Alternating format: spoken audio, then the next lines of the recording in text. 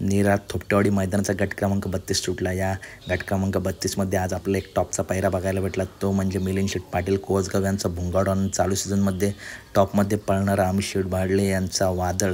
मित्रांनो, सध्या टॉपला अमित शेठ भाडले यांच्या दावणीतील तिन्ही नंदी, कळंबीचा शंभू असेल, त्याच्यानंतर चिमण्या असेल आणि आता वादळसुद्धा मित्रांनो टॉप पळतो आणि ज्या मैदानात जातोय त्या मैदानात मित्रांनो हा वादळ टॉपला पळतोय।